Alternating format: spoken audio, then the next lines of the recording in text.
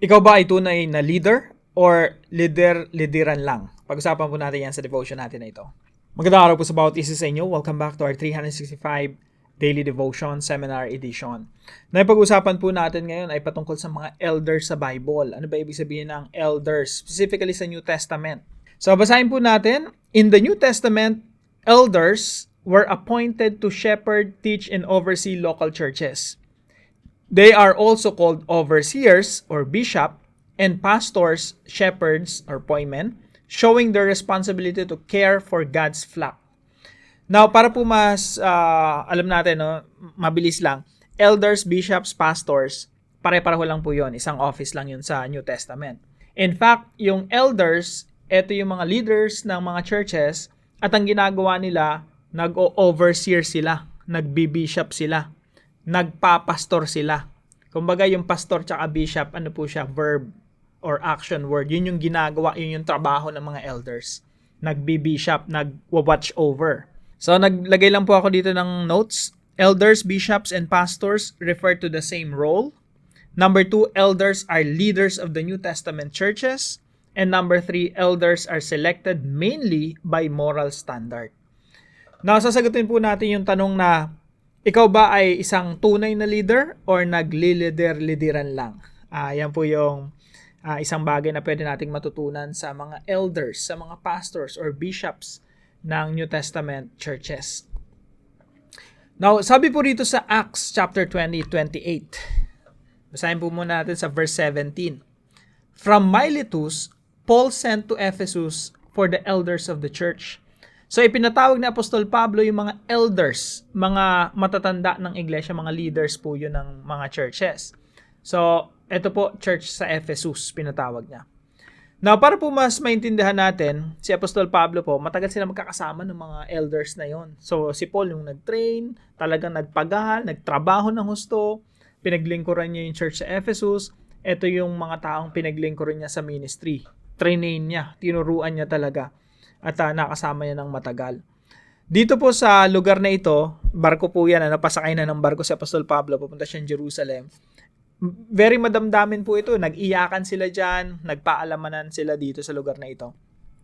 Now, dito rin po merong napakahalagang habilin si Apostol Pablo sa mga elders na ito. Ano po yon? Makita natin sa Acts 20:28. Sabi dito, keep watch over yourselves in all the flock of which the Holy Spirit has made you overseers. Ano po yung overseers? Diyan po natin nakuha yung salitang bishop. Be shepherds of the church of God. Ano po yung shepherds? Diyan po natin nakuha yung salitang pastor, nagpapastol. So, be shepherds of the church of God which He bought with His own blood. Ingatan ninyo ang inyong mga sarili at ang buong kawan, sa kanila inilagay kayo ng Espiritu Santo ng mga tagapangasiwa, bishop, upang pangalagaan, pagpastoran ninyo ang iglesia ng Diyos na binili niya ng kanyang sariling dugo. Kaya kung mayroong mga pastors dito na ikinig dito sa devotion natin na ito, mga kapatid, kung mayroong mga pastors, bishops, elders, no? Or priest, I don't know. Kung sino man kayo na nagli-lead ng mga churches, mga kapatid, napakabigat po ng gawain na ito. Sa community natin, no, sa Redeemers Movement, may mga house church leaders, mga elders. Sabi po rito, yung banal na spirito ang naglagay sa inyo sa posisyon na ito. Kaya sabi dito, sa kanila inilagay kayo ng Espiritu Santo. Espiritu Santo ang naglagay sa inyong mga posisyon bilang mga bishops. Ibig sabihin, yung bishop, hindi siya title. Ginagawa mo yun. Hindi lang siya basta overseer na titulo. Trabaho mo to, you watch over your flock. Upang pangalagaan, shepherd them. Pangalagaan ninyo ang iglesia ng Diyos. Kaya mabigat. You're not taking care of your own church, but you are taking care of the church of God. Na binili niya ng kanyang sariling dugo. Binili ng Panginoong Jesucristo ng sarili niyang dugo. Yan ang pinapangalagaan mo. Kaya napakabigat po ng role ng mga elders, bishops, and pastors, no? Ito po yung una nating teaching ngayong araw. Mag-focus po tayo dun sa on being a leader. Ito po ay isang bagay na matututunan natin sa mga pastors, bishops, elders sa New Testament. Number 1, on being a leader. It is primarily a function, not just a title.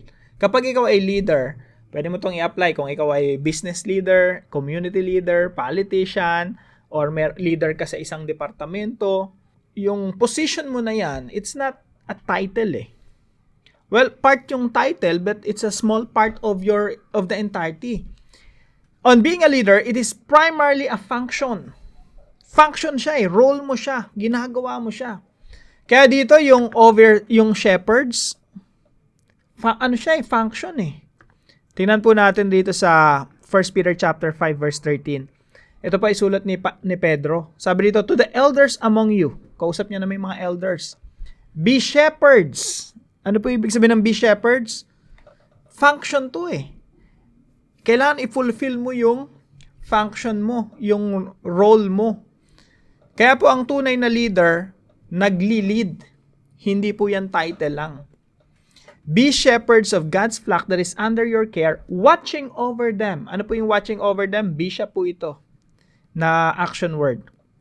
Not because you must, but because you are willing.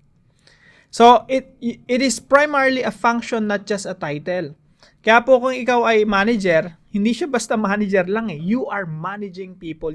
Minsan, yung mga naglilideran lang po kasi, sila yung mga excited lang sa title. Oy, may title ako, may position ako. Mga kapatid, kung ano man yung position mo, may kaakibat yan na gawain na kailangan mo maging tapat, maging faithful, at gampanan mo talaga yung tungkulin mo. Ang tunay na leader, ginagampanan ng tungkulin. Ang naglilider-lideran, gusto lang ng title. Kaya mga kapatid, dahan-dahan tayong humingi ng titulo. Baka mamaya, bigyan ka ng titulo ng Diyos, di mo naman ma-fulfill. No? Tayo, we focus on our function. So, hindi natin gustong palakpakan ng tao, oy, pastor ka, oy, bishop ka. Hindi natin gustong tingalain ng tao. Ang focus natin, ano ba yung role mo bilang bishop, pastor, elder? No? Pangalawa, it is primarily about morality, not just skills. Minsan kasi may mga taong magaling, immoral naman. Magaling pero sablay naman sa ugali, sablay naman sa character, pero may skills. No? Yung leadership po mga kapatid, it's primarily about morality. Hindi lang sa pagiging marunong at magaling. Tingnan niyo po kung paanong pinipili yung mga elders, bishops, pastors sa New Testament. Sabi po rito sa 1 Timothy chapter 3 verse 1 to 7. Basahin ko po sa English. Sabi dito, here is a trustworthy saying, whoever aspires to be an overseer desires a noble task. Naghahangad ka na maging pastor, bishop, elder. Maganda yan. That's very good. No? Kung ang hinahangad mo ay hindi title, kundi yung role, yung gusto mo talaga na maglingkod. Kaya leadership is about function na maglingkod. So sabi niya, maganda yan. Pero ito yung standard. Verse 2. Now the overseer, bishop, pastor, elder, is to be above reproach, faithful to his wife, temperate, self-controlled, respectable, hospitable, able to teach, so on and so forth. Hanggang verse 7. He must also have a good reputation with outsiders, so that he will not fall into disgrace and into the devil's trap. Now, pag tinignan niyo po ito, inanalisa nating mabuti, makikita po natin rito, ang standard pala ng pagiging leader ng mga elders nung unang panahon ay puro sa morality, character, mabuting tao. At meron lamang po ditong isang skill. Ano po yung skill dito? Able to teach. Yan lang po yung skill. Pero the rest, it's about being a good person. Qualified ka kapag good person ka and merong isang skill, able to teach. So, on being a leader, it is primarily about morality, being a good person, being a good steward, not just skills. Kapag ikaw ay puro kagaling, ang husay mong magsalita, ang husay mong mag-preach, ang husay mong mag-manage, puro ka mahusay, pero pag wala kang karakter, ang sama pa na ugali mo, you're not being a good leader. Lider-lideran lang yon. Ang hangad mo lang ay title. You know, palakpakan ng tao. Kasi may title ka, magaling ka. Pero yung totoong leader, merong function na gusto talagang maglingkod at meron talagang mabuting puso. Pangatlo po, it is primarily about serving, not being served. Yung chief shepherd po, according to Peter, no? Si Jesus Christ po yon. At sabi po sa Mark 10:45, for even Jesus Christ, the Son of Man, the chief shepherd, did not come to be served, but to serve and to give His life as a ransom for many. Sapagkat maging ang anak ng tao ay hindi na parito upang paglingkuran. Si Jesus mismo nagpunta rito hindi para paglingkuran, kundi upang maglingkod at ibigay ang kanyang buhay na pantubos para sa marami. Mga kapatid, yung paglilingkod po bilang leader, ito po ay, it's about serving, not to be served. Ang naglilider-lidiran, sila yung gustong paglingkuran, palakpakan, may titulo, magaling. Pero yung totoong leader, merong function na talagang gustong mag-serve selflessly. Merong mabuting puso, may mabuting character, at totoong naglilingkod. May servant leadership. It is primarily about serving. Si Jesus ang totoong leader. Siya yung totoong standard at modelo natin. He came not to be served, but to serve. Now, paano po natin ito i-apply sa ating mga buhay? Number 1, lead according to your own God-given capacity. Alam niyo po, lahat po tayong mga Kristiyano, binigyan ng kakayahan ng Diyos. Lahat po tayong may kakayahan. We are able to serve in our own God-given capacities. May kanya-kanya tayong kakayahan. Gamitin po natin yung kakayahan na binigay sa atin ng Diyos and let's lead. Pangalawa, lead as a messenger who lives the message. Kaya ang messenger po, tsaka yung message, dapat laging consistent. Yan po yung lagi nating nababanggit na verse, no? 1 Timothy chapter 4, verse 16. Sabi dito, watch your life. Ikaw na mensahero, you watch your life and doctrine closely. Ibig sabihin, yung message mo, si Timothy po kasi ay isang leader po ng church. So sabi ng Apostol Paul sa kanya, ikaw Timothy, ikaw ang mensahero, yung message mo, tsaka ikaw bilang mensahero, tsaka yung message dapat pareho. Pinamumuhay mo yung mensahe mo. You walk the talk. Kung ano yung mabuti mong mensahe, ay siya rin namang ikinabuti ng ating mga puso, ng ating mga buhay. And number 3 po, lead a small group in your church or community. Napakalaga po nito mga kapatid kasi akala natin yung pastor, elders, bishops, mga titulo yun na mga nag-aral ng seminaryo, no? Mga professionals. Hindi po mga kapatid. Yung mga elders, bishops, pastors, mga ordinaryong tao lang nung unang panahon na nag-undergo ng training. Pero hindi po sila highly specialized, hindi po sila mga masasabi nating mga professionals. Mga ordinaryong tao lang po ito na nagli-lead na tinan niyo po yung saan sila nag-gather. Doon lang siguro sa time natin ngayon, kung itatranslate natin yung time, no? Sa time natin ngayon. Sa mga park lang yan, sa mga bahay-bahay, sa coffee shop, sa mga eskwelahan. Kung ngayon nag-start ang New Testament Church, makikita mo yung churches ni Jesus, nag-gather yan sa gobyerno, sa kongreso, sa senado, nagtitipon-tipon yan sa mga eskwelahan, sa mga factories, sa mga tabing kalsada, sa mga basketballan, nagtitipon-tipon yan sa mga bahay-bahay. Yan mga kapatid, para sa mga house church leaders natin, no, na mga micro church leaders, let's continue serving the Lord by leading those small groups na pinagkatiwala sa atin ng Diyos. Kaya sabi po rito, no, Acts 20:28, nilagay ka ng Diyos sa posisyon na yan.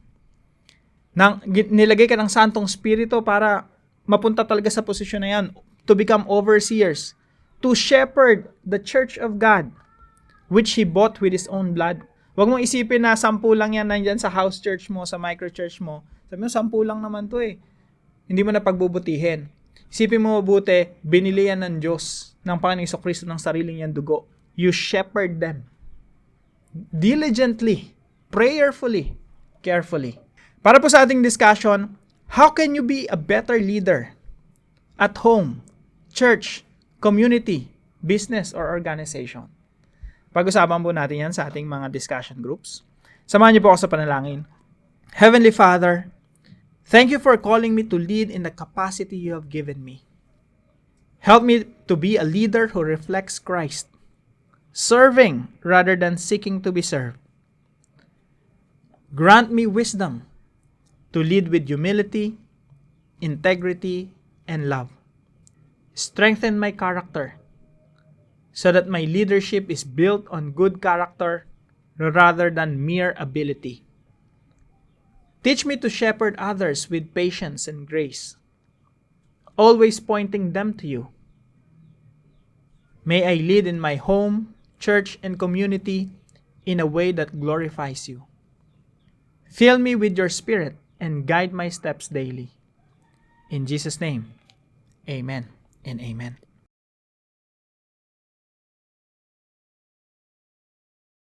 Maraming salamat po kay Mr. and Mrs. Toldanes. Salamat po sa inyong suporta dito sa ating channel. At happy birthday po kay Sir Arnold Mystica na kasama po natin sa ating community. Palain po kayo ng ating Panginoon. At hello po kay Jean Samaniego, Melody Miss, and Brother Nap. Salamat po sa inyong pagsuporta dito sa ating channel. Pagpalain ka ng ating Panginoon. At kung kayo po ay may natutunan sa devotion natin na ito, ay palam nyo lang po sa comment section right below this video. And please share this devotion to your family and friends.